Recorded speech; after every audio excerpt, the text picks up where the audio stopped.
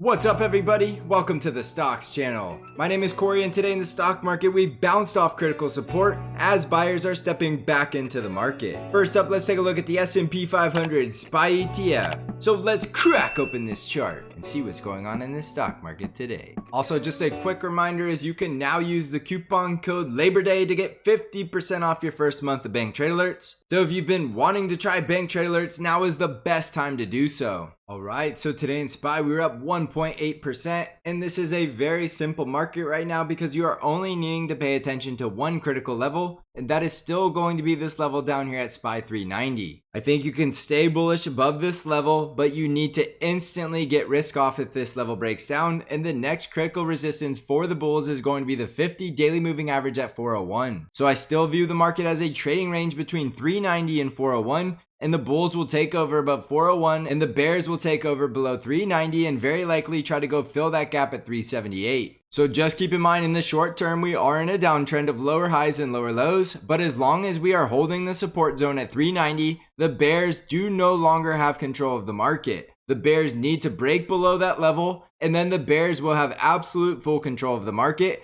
So you are risk off below 390 and you can stay risk on above 390. Remember, these gaps are very likely going to get filled at some point in time, but we have no idea when that's going to be. So right now you either need to just be patient and wait for a break above 401 to get bullish, or you're already staying bullish above 390 and waiting to get more bearish on a break below this level. There is no doubt looking at today's candle that is completely bullish engulfing of yesterday's price action and starting to retrace a lot of the downtrend, so you just need to be aware of that critical support and plan accordingly. On the Nasdaq 100 triple Qs, we were up 2.02% today, and the triple Qs are back over that level at 296 with a very obvious gap to the downside right around 287, which is also our support zone. So on the triple Qs, you're risk off below 296 and that pivot right around 293 because we're very likely going to fill the gap if we start to break down. But while we are above 293 to 296, you can take on risk for a retest of resistance at 302 and then the 50 daily moving average at 306. Without a doubt, on the daily chart, we have lower highs and lower lows in the short term, which tells us we're in a downtrend.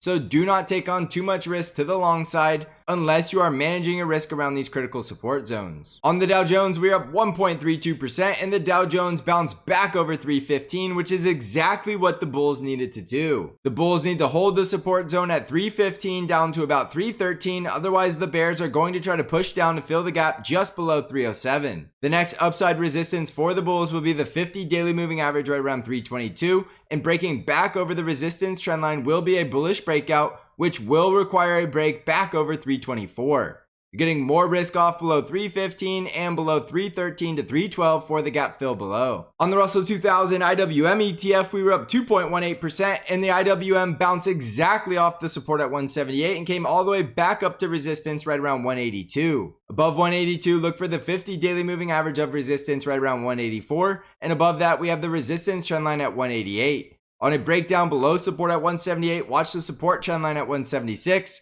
and below 176 we could start to see selling pick up as we come all the way back down to the 160s. On the ARKK ETF, we were up 3.44% as ARKK bounced off the support at $40 and did get a close above the resistance trend line just above 41. From here, we need to break back over resistance at 43, and then we could attempt to fill the gap at 47 with strong resistance on the way there right around 45 to 46. On a break below 40, you're looking for the next leg lower at 36.5, and keep in mind we are still in a bear market in the ARKK ETF while we're below 47. On the VIX, we were down 8.44% as the VIX is starting to crush down but still closing above 24. The next bullish breakdown in the VIX will be a close below 24 to fill the gap at 21. It's going to remain a volatile market while the VIX is above 24, and so far the VIX has not yet crushed down below that level, so continue to expect plenty of volatility. On Bitcoin, we're currently up about 3% and Bitcoin is starting to bounce off that support zone right around 19,000, and this could be the end of crypto winter if this support level holds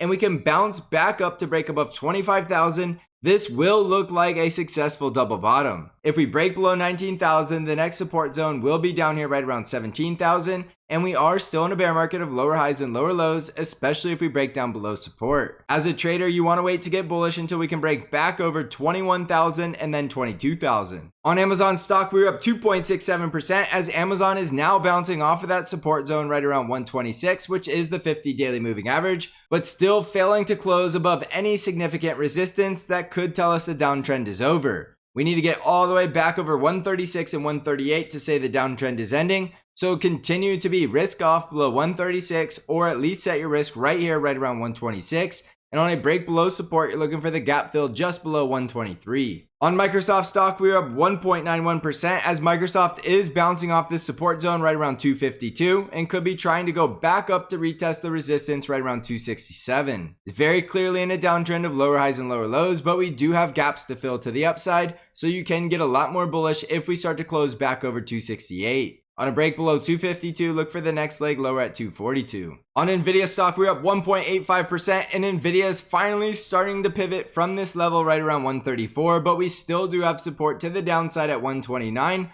So it's too early to say that the downtrend is reversing. If we can break back over 145, look for the gap fill right around 151. And we need to get all the way back above about 167 to start reversing the bearish momentum. On Tesla stock, we're up 3.38%, and Tesla is breaking back over 283. And if you go down to smaller time frames, it does look like there is a 1 hour chart double bottom, which could be invalidating the daily chart's double top. So for that reason, use that risk level at 283, which means you could be more bullish above 283, and you need to be more risk off below 283. The next upside resistance will be 297 and then 310.